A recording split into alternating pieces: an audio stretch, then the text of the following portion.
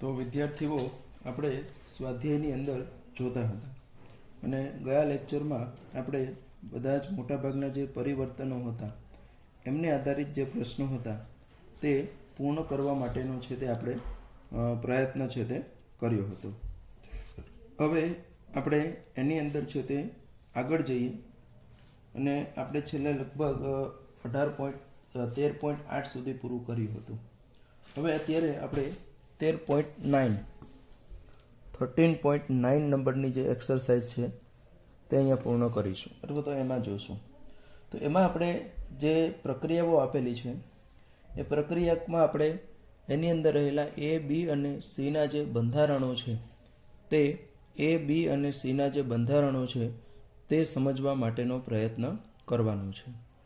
તો એની અંદર જે ફર્સ્ટ છે તેની આપણે વાત કરીએ. એમાં આપણને આ રીતનું આપેલું છે કે ભાઈ CH3CH2I અને એની પ્રક્રિયા NaCN સાથે આપેલી છે. તો આપણે આગળ જોઈ ગયા છીએ કે NaCN જે છે તે શું કરે છે તો કે જે I આપણો જે છે તે I છે તેનું વિસ્થાપન કરે છે, હેલોજનનું વિસ્થાપન કરે છે.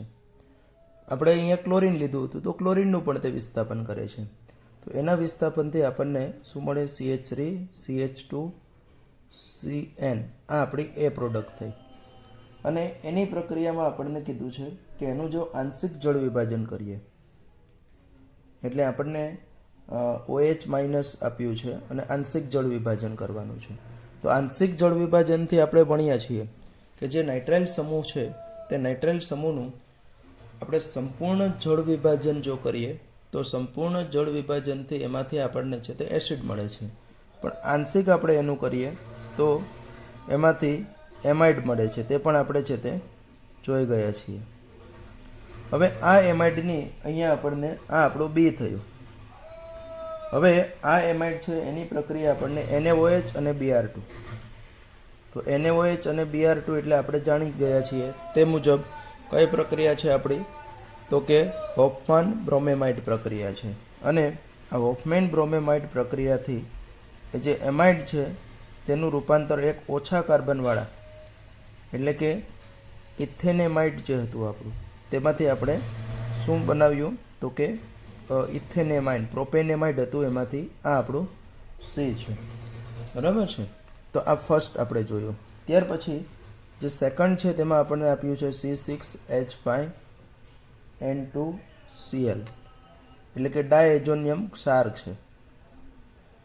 આ ડાયએઝોનિયમ ક્ષારની CuCN તો આ એક પ્રકારની સેન્ડમેયર પ્રક્રિયા છે. અને આ સેન્ડમેયર પ્રક્રિયામાં Clની જગ્યા ઉપર આપણું શું આવશે તો કે Cn આવશે. C6H5Cn એટલે એ આપણું છે તે એ મળ્યું. હવે અહીંયા એનું આપણે સંપૂર્ણ જળ વિભાજન કર્યું છે H2O અને સાથે સાથે H+ પણ આપણને આપી દીધું.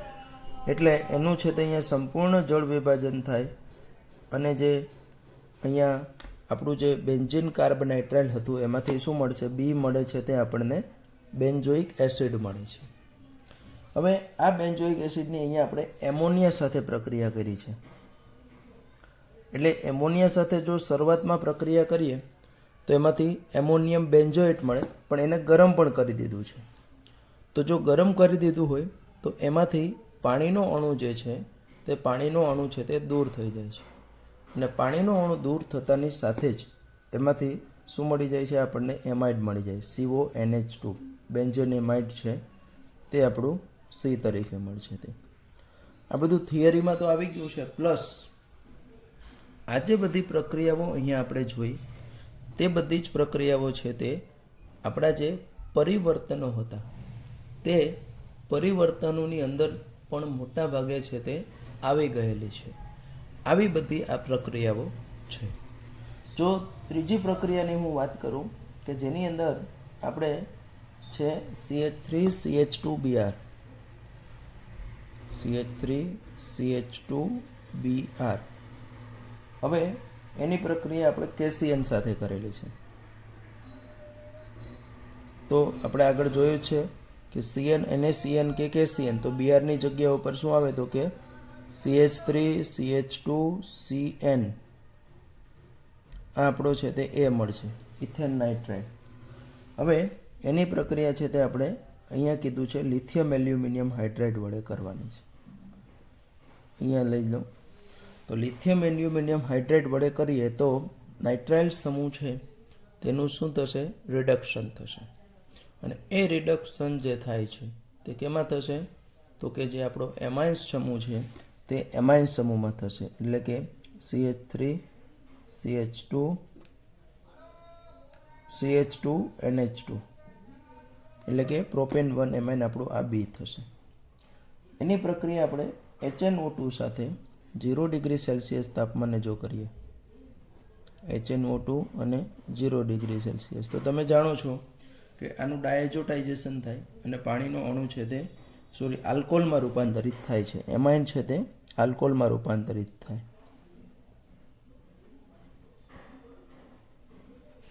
OH આનું છે તે આપણે આ રીતનું આલ્કોહોલની અંદર છે તે રૂપાંતરણ કરી શકીએ. ત્યાર પછી C6H5NO2 4 નંબરમાં એટલે કે નાઇટ્રોબેન્ઝીન છે.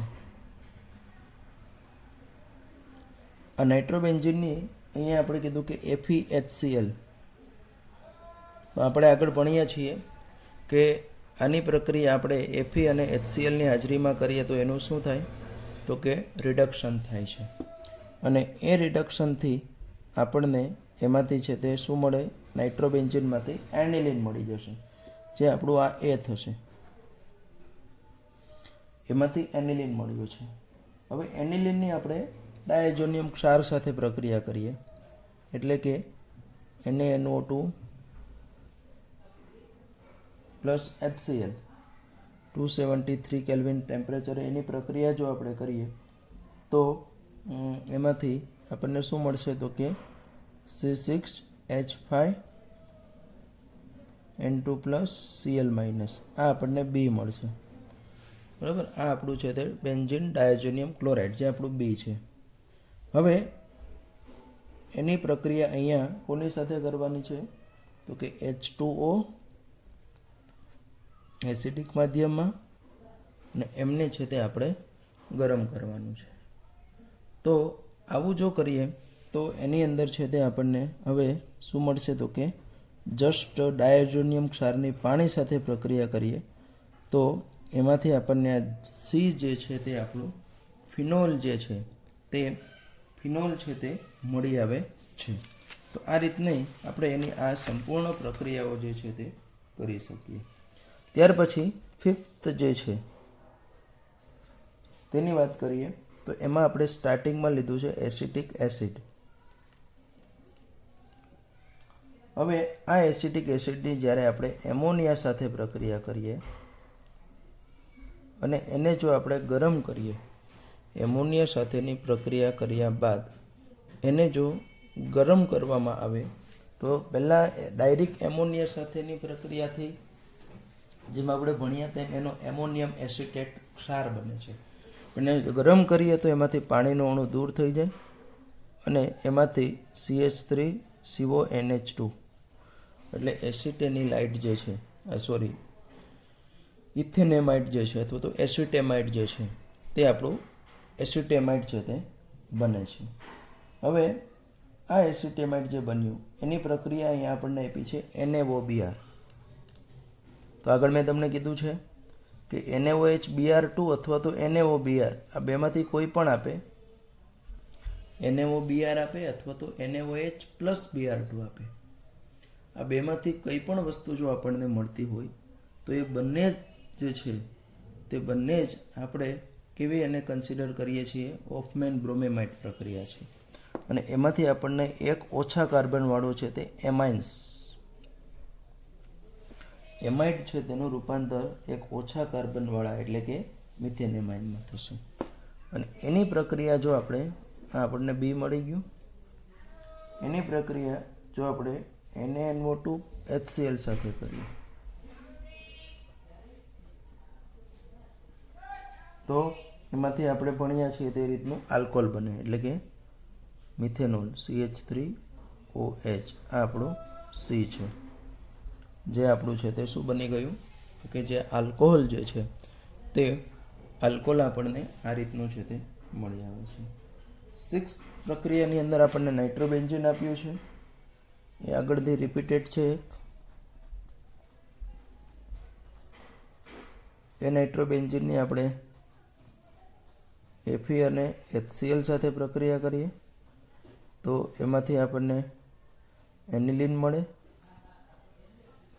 હવે આ જે એનિલિન મળ્યું છે તેની આ પ્રક્રિયા પણ આપણે જોઈ ગયા. HNO2 એટલે નાઇટ્રસ એસિડ અથવા તો એનું એ શું કરે તો કે ડાયઝોટાઇઝેશન કરે. ડાયઝોટાઇઝેશનથી આપણને બેન્ઝીન ડાયઝોનિયમ ક્લોરાઇડ જે છે તે મળશે, આ બી. અને આ જે બેન્ઝીન ડાયઝોનિયમ ક્લોરાઇડ છે એની આપણે કોની સાથે કરવાની છે તો કે C6H5OH ફિનોલ સાથે. આ કપલિંગ પ્રક્રિયા છે. એ આમ જોવા જઈએ આ કપલિંગ પ્રક્રિયાઓ છે તે આપણા સિલેબસમાં આપણે કન્સિડર કરેલી હતી નહીં. એ પ્રકારની આ પ્રક્રિયા છે. પણ એ પ્રક્રિયાથી શું બનશે તો કે અહીંયા હું સ્ટ્રક્ચર જ ડ્રો કરી દઉં. આ C6H5N2 જે છે બરાબર છે, N2 + Cl- જે છે ત્યાં આપણને એ જે ડાયઝોનિયમ છે N ડબલ બોન્ડ N અને ફિનોલ છે તેના પેરા સ્થાન ઉપર જે છે તે જોડાશે. અને આમાંથી આપણને પેરા હાઇડ્રોક્સી એઝોબેન્ઝીન જે મળે છે તે C બરાબર. એમાંથી આપણને આ પેરા હાઇડ્રોક્સી એઝોબેન્ઝીન જે છે તે આપણને મળી આવે છે C, જે આપણી નિપજ છે. ત્યાર પછી આપણને 13.10 13.9ની વાત કરી. હવે હું જે વાત કરવા જઈ રહ્યો છું તે આપણે કરીએ છીએ 13.10.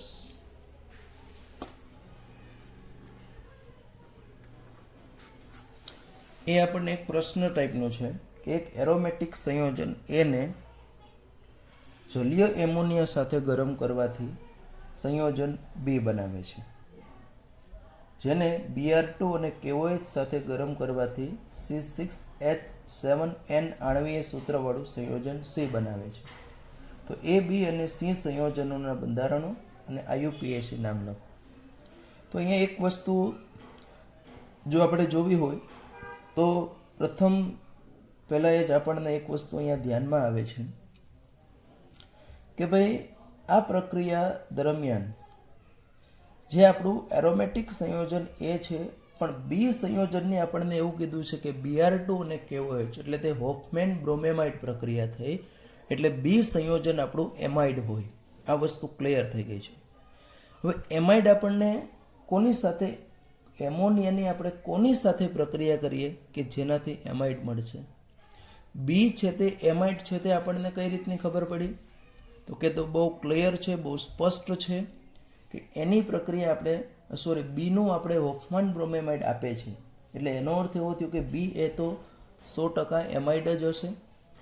તો એ શું હશે તો આપણે એ સમજી શકીએ કે એમોનિયાની પ્રક્રિયાને સાથે ગરમ કરતાં આપણને કયું સંયોજન છે કે જે એમાઇડ આપે.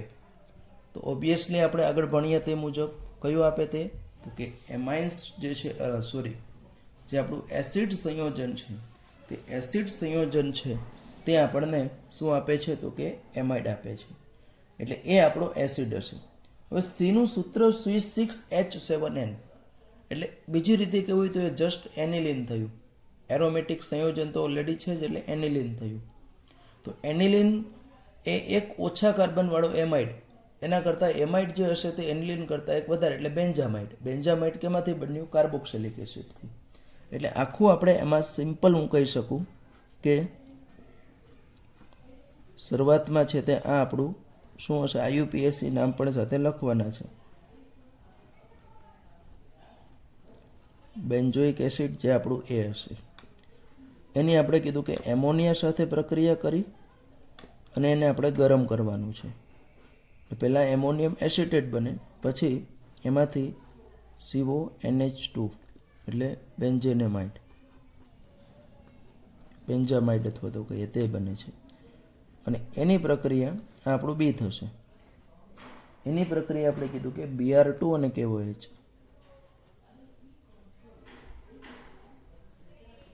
તો એમાંથી છે તે આપણને એનિલિન C6H7 એટલે 5 ને 2 7 આજે મળ્યું તે એનિલિન મળ્યું, જેને હું કેના વડે દર્શાવી દઈશ તો કે સી વડે દર્શાવું છું. તો આ રીતનું આપણને જે નિપજ છે તે મળે છે. બરાબર, તો આ આપણું થયું 13.10. ત્યાર પછી જોવા જઈએ તો 13.11 10 જોયું, ત્યારબાદ 13.11 જોઈએ કે જેની અંદર આપણે જે અલગ અલગ પ્રક્રિયાઓ આપેલી છે તે અલગ અલગ પ્રક્રિયાઓને પૂર્ણ કરવાની છે. તો એમાં પહેલી પ્રક્રિયાથી હું ચાલુ કરું તો એમાં આપણને આપ્યું છે C6H5NH2 એટલે એનિલિન થયો. બીજી રીતે કેવું હોય તો એની પ્રક્રિયા ક્લોરોફોર્મ અને આલ્કોહોલિક કેવો એચ સાથે આપેલી છે. તો આ પ્રક્રિયા તમે જોઈ શકો છો કે તમને દેખાય પણ છે આ પ્રક્રિયા કઈ છે, કાર્બાઇલ એમાઇન કસોટી છે તે.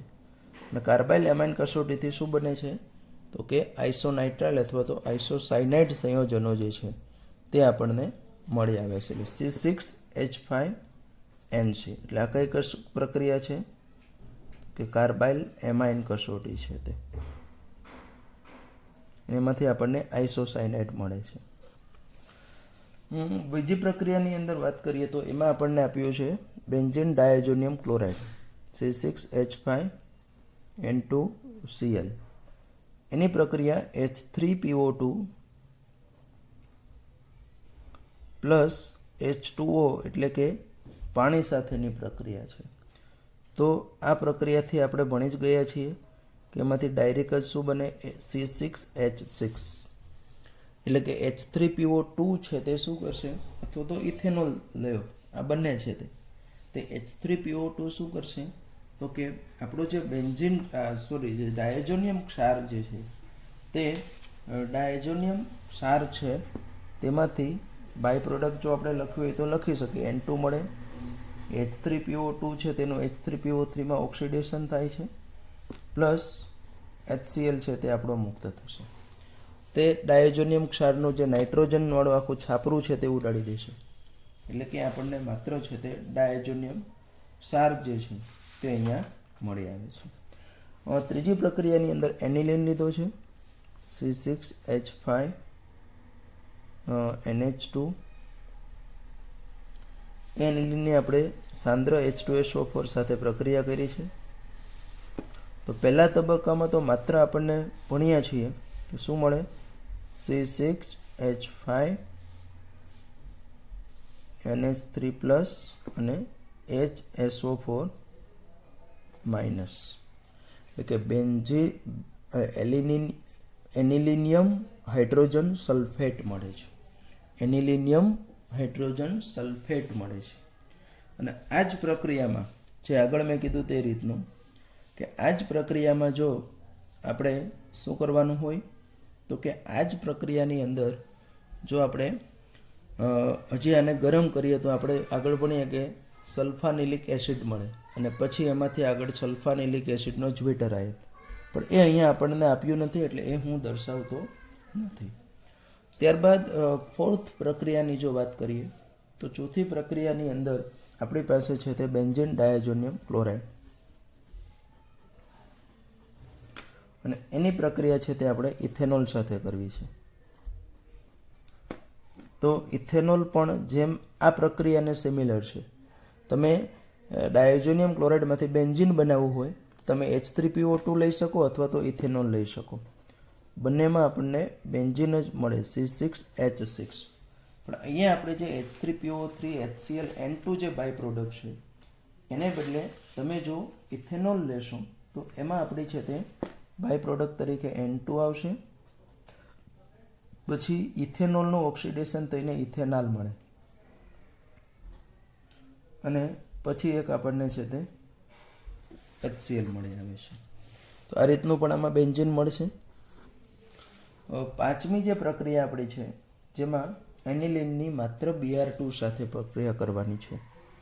એને મારે ખરેખર તો છે તે આ રીતનું દર્શાવવું પડશે, નહીંતર પછી એની આપણે દર્શાવવા માટે વ્યવસ્થિત પ્રક્રિયા કરીએ. અહીંયા Br2 AQ છે, તો AQ એટલે એનું બ્રોમિન જળ છે. તો આપણે ભણ્યા છીએ તે મુજબ એનિલિનની જો આપણે બ્રોમિન જળ જૂથે પ્રક્રિયા કરીએ તો એમાંથી આપણને 2,4,6 ટ્રાયબ્રોમો એનિલિન જે છે તે નિપજ તરીકે મળે છે. ઓલરેડી આપણે આ વસ્તુ છે તે ભણી ગયા છીએ. ત્યાર પછી 6th નંબરની જો હું વાત કરું તો એમાં આપ્યું છે C6H5NH2. એની પ્રક્રિયા અહીંયા આપણે એસિટિક એનહાઇડ્રેટ સાથે કરીએ તો જે આપણું NH2 સમૂહ છે તેનું એસિટાઇલેશન થશે અને એમાંથી C6H5NHCOCH3, બરાબર. એટલે કે નાઇટ્રોજન ઉપર આપણું જે છે તે એસિટાઇલેશન થયું અને એમાંથી એસિટેનિલાઇટ છે તે બને છે. અને આપણે જો આગળ પ્રક્રિયા હજી એક છેલ્લી 7 નંબરમાં જોઈએ તો N2Cl છે. એની પ્રક્રિયા આપણને આખી HbF4 સાથે પ્રક્રિયા કરીએ તો એ આપણે ગઈકાલે જોયું હતું કે HbF4 સાથે પ્રક્રિયા કરતાં બેન્ઝીન ડાયોજોનિયમ ફ્લોરોબોરેટ મળે છે અને એને ગરમ કરતાં એમાંથી ફ્લોરોબેન્ઝીન બને છે. પણ એની જ પ્રક્રિયા જો આપણે આગળ જે છે તે NaNO2 અને કોપર જોડે કરીએ તો એમાંથી આપણને શું બને છે? નાઇટ્રોબેન્ઝીન. આપણે જે ડાયએઝોટાઇઝેશનવાળી જે પ્રક્રિયા જોઈ છે તે ડાયએઝોટાઇઝેશનવાળી પ્રક્રિયા છે તેનો અહીંયા છે તે આપણે અભ્યાસ છે તે કર્યો. જે પહેલાંમાં હતું તે જ રીતનો સિમિલર જે છે તે અભ્યાસ આપણે જોઈએ તે ડાયઝોનિયમ છે. તો આ 13.11 છે તેની વાત કરીએ. ત્યાર પછી આપણે 13.12 જે છે તે એમાં એક કારણ પૂછ્યું છે કે ભાઈ એરોમેટિક પ્રાથમિક એમાઇન સંયોજનો છે તે એરોમેટિક પ્રાથમિક એમાઇન સંયોજન શા માટે ગેબ્રિયલ થેલેમાઇડ સંશ્લેષણ દ્વારા બનાવી શકતા નથી? તો આપણે આગળ જોયું તે મુજબ આ ગેબ્રિયલ થેલેમાઇડ સંશ્લેષણ જે થાય છે આપણે તે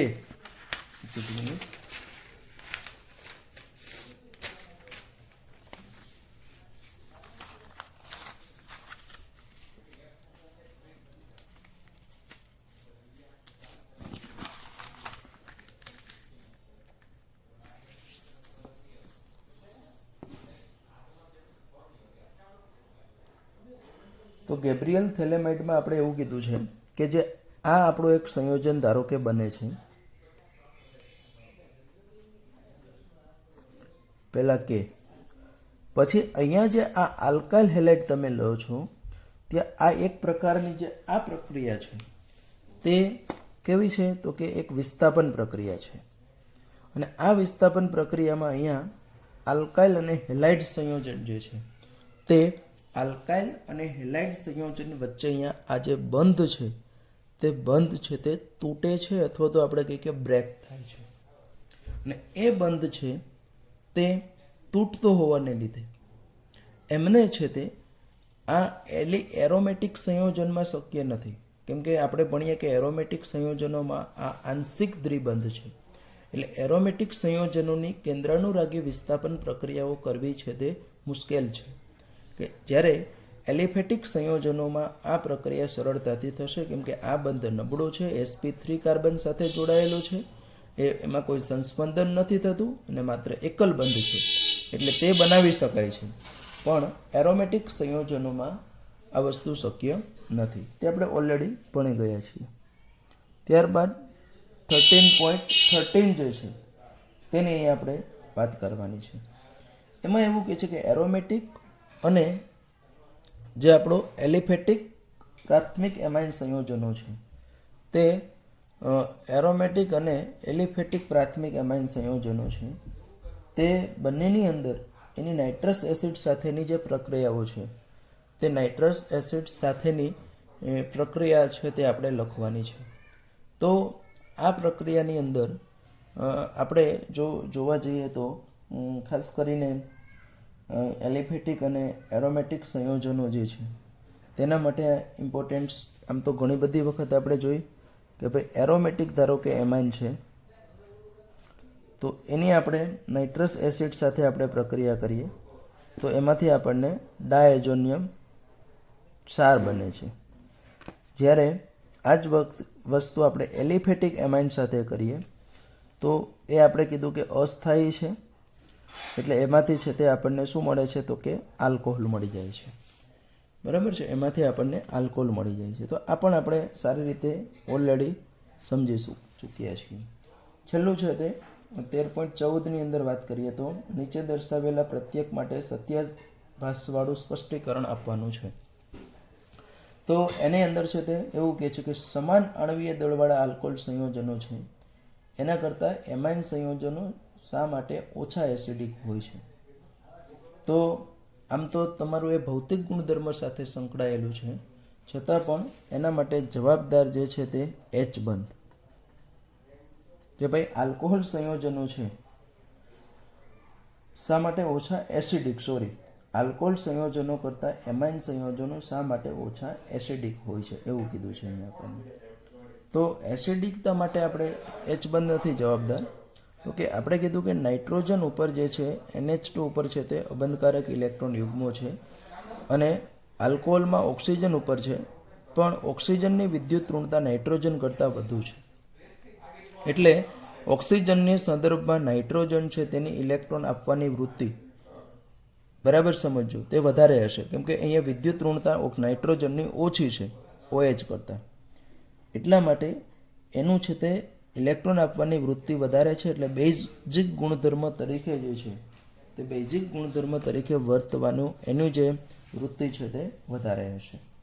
ત્યાર પછી બીજું છે તૃતીયક એમાઇન સંયોજનો કરતાં પ્રાથમિક એમાઇન સંયોજનો શા માટે, એના માટે એચ બંધ જવાબદાર છે. આ પણ એક ભૌતિક ગુણધર્મમાં આવ્યું છે, એટલે ત્યાં આપણે ડિસ્કસ કર્યું હોય પણ એ આપણે નથી કરાવેલું, એટલે એમાં ના કર્યું હોય ડિસ્કસ આપણે, કે હાઇડ્રોજન બંધ જે છે તે હાઇડ્રોજન બંધ ખરેખર તો એમ જોવા જઈએ તો કેવો હોય છે તો કે એમના માટે છે તે મુખ્ય જવાબદાર છે.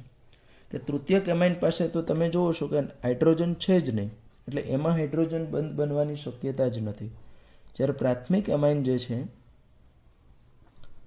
તેની વચ્ચે આ એક ધારો કે મેં લીધો, આ એનો RNH, આ બીજો લીધો, તો એ બંને વચ્ચે અહીંયા તમે સ્પષ્ટ જોઈ શકો છો કે હાઇડ્રોજન બંધ રહેલો છે.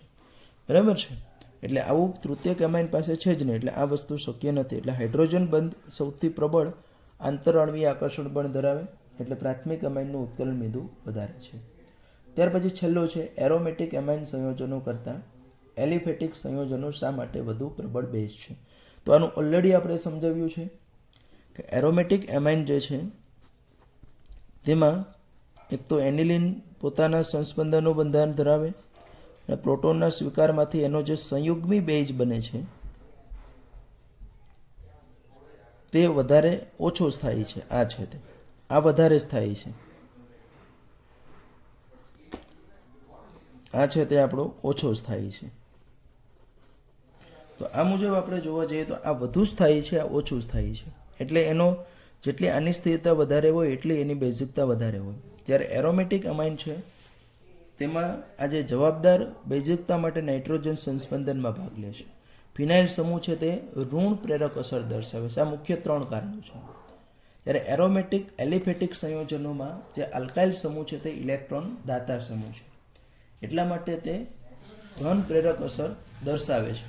અને ધન પ્રેરક અસર દર્શાવે એટલે એની બેઝિકતાની અંદર છે તે કેવું કરે છે તે તો કે વધારો કરે છે. તો આ રીતનું આપણે અહીંયા છે તે સ્વાધ્યાય જે હતું તે સ્વાધ્યાયના દરેક પ્રશ્નો જે છે તે દરેક પ્રશ્નો છે તે આપણે સમજવાનો પ્રયત્ન કર્યો છે.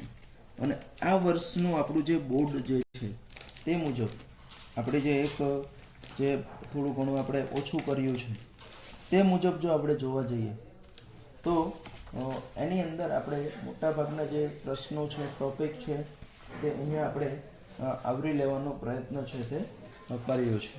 બરાબર છે. તો વિદ્યાર્થીઓ, આમ તો આપણે જે આપણું ચેપ્ટર હતું અમાઇન્સ છે તે આપણે પૂરું કરી દીધું. એમનું સ્વાધ્યાય છે તે પણ આપણે પૂર્ણ કરી દીધું છે. પરંતુ જી અને નીટની દ્રષ્ટિએ જો જોવા જઈએ તો જી અને નીટ માટેનો જે સ્પેશિયલ ટોપિક જે છે તે મારે તમને કરાવવો છે. તે ઓલરેડી છે જ, પણ આપણે આ વર્ષે બોર્ડની અંદર સ્કીપ કર્યો છે એટલે નથી કરાવ્યો, પણ તે ખૂબ જ અગત્યનું ટોપિક છે એટલે હું અહીંયા કરાવું છું. એની અંદર જો જોવા જઈએ તો મુખ્ય બાબત છે તે જે આપણો ડાયઝોનિયમ ક્લોરાઇડ જે છે એની જે જુદી જુદી પ્રક્રિયાઓ થાય છે તે અહીંયા મારે દર્શાવી છે. તો આ આપણો N2+ Cl- એટલે કે બેન્ઝીન ડાયઝોનિયમ ક્લોરાઇડ જે છે તેને હું અહીંયા મધ્યમાં છે તે લખી દઉં છું. હવે એમની જે જુદી જુદી પ્રક્રિયાઓ જે છે તે અહીંયા આપણે છે તે દર્શાવી છે અથવા તો સમજવી છે. તો એ પ્રક્રિયામાં જ્યારે આપણે આ બેન્ઝીન ડાયઝોનિયમ ક્લોરાઇડની જ્યારે સિમ્પલ પ્રક્રિયાઓ જે છે તે સિમ્પલ પ્રક્રિયાની વાત કરીએ તો તે સેન્ડમેયર પ્રક્રિયા છે. જ્યારે એમની આપણે Cu2Cl2 અને HCl ની હાજરીમાં આ પ્રક્રિયા કરીએ તો એમાંથી આપણને છે તે ક્લોરોબેન્ઝીન મળે છે. એ જ રીતની આ જે પ્રક્રિયા છે તે જો હું Cu2Br2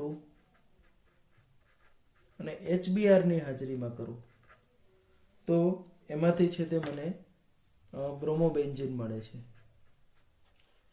અને આ જ પ્રક્રિયા જો છે તે જો હું CuCN અને KCN ની હાજરીમાં કરું તો એમાંથી આપણને છે તે બેન્ઝીન કાર્બોનાઇટ્રાઇલ છે તે મળે છે. તો આ જે ત્રણ પ્રક્રિયાઓ આપણે અહીંયા જોઈ તે ત્રણ પ્રક્રિયાઓ જે છે તે કઈ છે તો કે તે ત્રણેય પ્રક્રિયાઓ છે તે સેન્ડમેયર પ્રક્રિયા તરીકે જાણીતી છે. બરાબર. ત્રણ છે તે આપણી કઈ છે તો કે સેન્ડમેયર પ્રક્રિયા છે. આ સેન્ડમેયર પ્રક્રિયા પછી જો અહીંયા આપણે હું પાછું કહી દઉં કે આ કોના માટે આપણે જોયું છે તો કે આ જે એક્ઝામ છે તેના માટેનો આ ઇમ્પોર્ટન્ટ ટોપિક છે એટલે આપણે અહીંયા કરીએ છીએ. તો આ સેન્ડમેયર પ્રક્રિયાની અંદર જોઈ એવી જ રીતની એક ગાટરમાન કોચ પ્રક્રિયા છે. તે ગાટરમાન કોચ પ્રક્રિયાઓ છે તે બે આપણે અહીંયા જોવાની છે. જો ડાયરેક્ટ અહીંયા કોપર આ ત્રણ પ્રક્રિયામાં કોપર છે તે Cu+1 સ્વરૂપે Cu2Cl2 Cu2Br2 CuCN ત્રણ પ્રક્રિયામાં Cu છે તે +1 સ્વરૂપે છે. પણ ડાયરેક્ટ જો આપણે એની પ્રક્રિયા છે તે કોની જોડે કરીએ તો કે કોપર અને કોની સાથે કરીએ HCl સાથે, કોપર ધાતુ અને HCl સાથે કરીએ તો એમાંથી પણ આપણને ક્લોરોબેન્ઝીન મળે છે. અને એની પ્રક્રિયા જો તો આપણે Cu અને HBr સાથે જો કરીએ તો એ પ્રક્રિયાથી આપણને છે તે શું મળે છે બ્રોમોબેન્ઝીન મળે છે. તો આ જે બંને પ્રક્રિયાઓ છે તે બંને પ્રક્રિયાઓ છે તે કઈ પ્રક્રિયા છે તો કે ગાટરમાન પ્રક્રિયા તરીકે જાણીતી છે. ગાટરમાન પ્રક્રિયા જે છે તે ગાટરમાન પ્રક્રિયા તરીકે છે તે જાણીતી છે. આ બંને છે તે આ ત્રણ છે તે સેન્ડમેયર પ્રક્રિયા છે. આ છે તે આપણે ગાટરમાન પ્રક્રિયા છે. અને આગળ જઈને જો એમાંથી આયોડાઇડ બનાવવો હોય આપણે તો એ સિમ્પલ એ આપણે એમ જોવા જઈએ તો એક પણ પ્રકારની પ્રક્રિયા નથી. એને આપણે સિમ્પલ જ આપણે કહી શકીએ કે જો Ki સાથે પ્રક્રિયા કરવામાં આવે એમની છે તે જો Ki સાથે આપણે પ્રક્રિયા કરીએ તો Ki સાથેની પ્રક્રિયાથી આપણને છે તે શું મળે છે તો કે આયોડોબેન્ઝીન મળે છે. તો આ રીતનું BrCl આ બધું આપણે મેળવી શકીએ. એવી જ રીતનું આપણે ફ્લોરો સંયોજન પણ મેળવી શકીશું. એમની પ્રક્રિયા જો કોની સાથે આપણે કરીએ તો કે એ પ્રક્રિયા જો આપણે HbF4 સાથે કરીએ તો HbF4 સાથેની પ્રક્રિયાથી સૌપ્રથમ તો આપણને એમાંથી શું મળે છે તો કે એનો બેન્ઝીન ડાયઝોનિયમ ફ્લોરોબ્રોમેટ BF4 બરાબર છે, એનો છે તે ફ્લોરોબોલેટ મળે છે અને એમાંથી એને આપણે જો જસ્ટ ગરમ કરીએ તો એ ગરમ કરતાં શું બને છે તો કે ફ્લોરોબેન્ઝીન મળે છે અને ગરમ કરતાં એમાંથી શું મળે છે તો કે ફ્લોરોબેન્ઝીન મળે છે. ખ્યાલ આવ્યું? તો આ રીતનું આપણે ફ્લોરોબેન્ઝીન, બ્રોમોબેન્ઝીન, આયોડોબેન્ઝીન આ દરેક જે છે તે દરેક છે તે બનાવી શકીએ છીએ. એવી જ રીતની જો આપણે આમની જે પ્રક્રિયામાંથી આપણે જો બેન્ઝીન બનાવવું હોય તો આગળ તમને મેં કીધું હતું કે બે રીત છે એની પ્રક્રિયા જસ્ટ આપણે H3PO2 એટલે જેને આપણે કહીએ છીએ ફોસ્ફેનિક એસિડ તે H3PO2 સાથે કરીએ તો માત્ર એમાંથી આપણને શું મળે છે બેન્ઝીન મળે છે અને બાય પ્રોડક્ટ તરીકે આપણને એમાંથી H3PO3 મળે છે. અને એવી જ રીતની આ જે આપણી પ્રક્રિયા છે તે પ્રક્રિયામાં પાછું જો ઇથેનોલ સાથે કરીએ એટલે કે CH3CH2OH તો ઇથેનોલ સાથે પ્રક્રિયા કરીએ તો પણ આપણને શું મળે છે એમાં બેન્ઝીન જ મળે. બાય પ્રોડક્ટ તરીકે ઇથેનોલનું ઇથેનોલમાં ઓક્સિડેશન થાય HCl અને N2 અહીં જગ્યા છે એટલે મેં દર્શાવ્યું છે, દરેક જગ્યાએ નથી દર્શાવ્યું, તે મળશે. હવે આની આપણે જસ્ટ જે આપણો ડાયઝોનિયમ ક્લોરાઇડ છે એની આપણે જસ્ટ જો પાણી સાથે પ્રક્રિયા કરીએ બરાબર, if we do the reaction with water એટલે કે જો H2O સાથે પ્રક્રિયા કરીએ તો H2O સાથેની પ્રક્રિયાથી આપણને ડાયરેક્ટ જ શું મળે છે તો કે ફિનોલ મળે છે બરાબર. એટલે મીન્સ પાણી સાથેની પ્રક્રિયાથી ફિનોલ બને છે. એમાંથી જો આપણે નાઇટ્રોબેન્ઝીન બનાવવું હશે તો એ પણ સિમ્પલ પ્રક્રિયા, અહીંયાથી જ આપણે આગળ વધવાનું છે આમાંથી જ, પણ તે હું અલગ દર્શાવું છું કે એની પહેલાં HbF4 સાથે પ્રક્રિયા કરીએ આપણે તો HbF4ની પ્રક્રિયાથી અહીંયા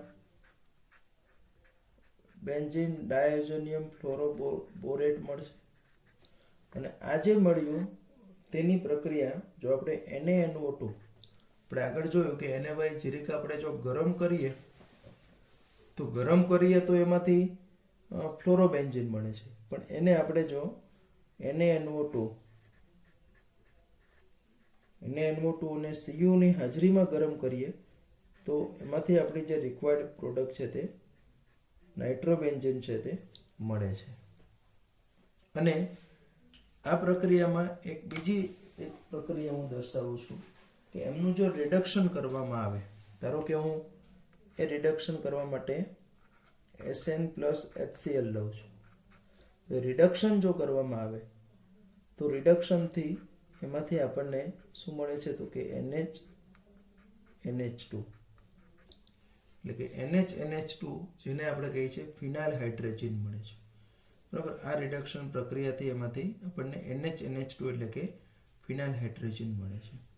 તો આ રીતની આપણે આ સમગ્ર પ્રક્રિયા જે છે તે સમગ્ર પ્રક્રિયાઓ જે છે તે આપણે લખી શકીએ છીએ. આ ઉપરાંત એની બીજી એક અગત્યની જો કોઈ પ્રક્રિયા હોય તો તે કપલિંગ રિએક્શન છે. સામાન્ય રીતે આ કપલિંગ એટલે યુગ્મીકરણ પ્રક્રિયા કહીએ છીએ કે જો આપણે આમનું યુગ્મીકરણ જે છે તે યુગ્મીકરણ એસિડિક માધ્યમ કે બેઝિક માધ્યમમાં ફિનોલ સાથે પણ આપણે કરી શકીએ છીએ. એ અહીંયા પ્રક્રિયાઓ જો જોવી હોય તો ધારો કે આપણો આ બેન્ઝીન ડાયઝોનિયમ ક્લોરાઇડ છે એની બંને પ્રક્રિયાઓ સાથે હું દર્શાવી દઉં છું. આ N ડબલ બોન્ડ N અને N triple bond N plus Cl minus હવે આની પ્રક્રિયા જો આપણે બેઝિક માધ્યમમાં ફિનોલ સાથે કરીએ,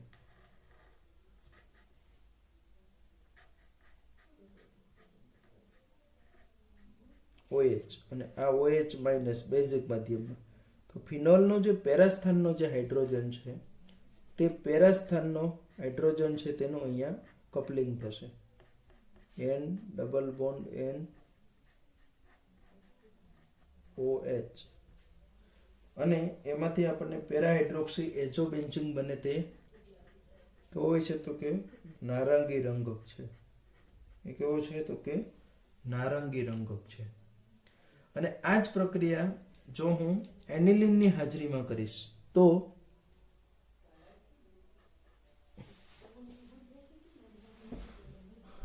આ જ પ્રક્રિયા જો હું એનિલિનની હાજરીમાં કરીશ એટલે કે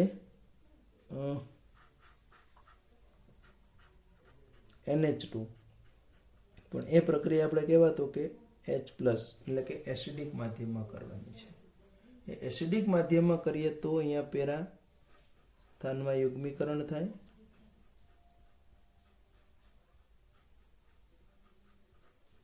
NH2 મળે, અને પેરા એમિનો એઝોબેન્ઝીન બને, જે કેવો છે તો કે પીળો રંગક છે. બરાબર ને, તે આપણો કેવો છે તો કે તે આપણો પીળો રંગક છે. અહીંયા એક મારો પ્રશ્ન છે, બરાબર સમજી લ્યો. ધારો કે આપણી પાસે આ પ્રકારનું સંયોજન છે, તો એમાંથી આપણને કઈ રીતની નિપજ મળશે તે અંગેનો અહીંયા એક ક્વેશ્ચન હું દર્શાવું છું કે ડાયઝોનિયમ ક્ષાર હું અહીંયા લઉં છું,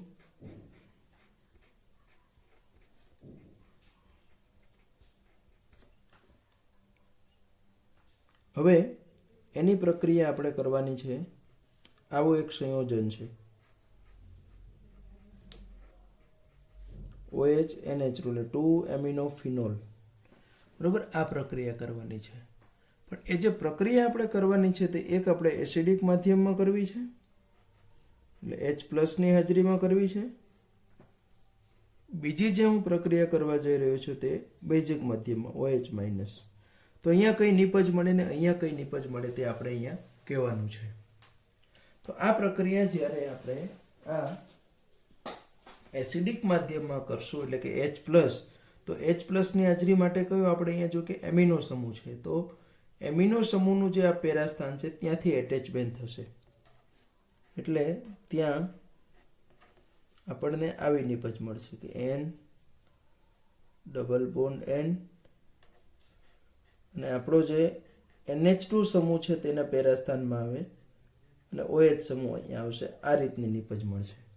પણ આ જ પ્રક્રિયા જો અહીંયા આપણે કીધું તે મુજબ બેઝિક માધ્યમમાં કરીએ તો એમાંથી જે નિપજ મળે છે તેમાં આપણો જે OH માઇનસ સમૂહ જે છે, એટલે બેઝિક માધ્યમ છે એટલે OH સમૂહનું જે પેરાસ્થાન હશે ત્યાં આપણું છે તે, એટલે કે આ OH સમૂહનું પેરાસ્થાન છે, બરાબર છે, ત્યાં આપણું છે તે યુગ્મીકરણ છે તે થશે.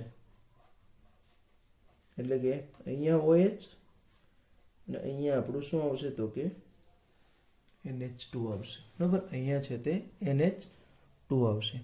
તો આ રીતનું આપણે એમની અંદર જે આખી જે ડાયઝોનિયમ ક્ષાર આપણો જે છે, બેન્ઝીન ડાયઝોનિયમ ક્ષાર જે છે, તે બેન્ઝીન ડાયઝોનિયમ ક્ષાર છે તે આપણને આ રીતની પ્રક્રિયા આપે છે, જે આપણા માટે કહીએ તો ખૂબ જ અગત્યની છે. જે નીટ માટે મેં કીધું તે રીતનું, એટલે એ પ્રકારની તૈયારી જે કરે છે એમને આ ટોપિક છે તે કરવો અનિવાર્ય બની જાય છે. આમ તો આને આધારિત આપણે જે સ્વાધ્યાયની અંદર પ્રશ્નો હતા આ બધું તો આપણે ધ્યાનમાં લીધું જ હતું, પણ સાથે સાથે આપણે આમનો જે આ કન્સેપ્ટ છે તેને પણ ધ્યાનમાં લેશું.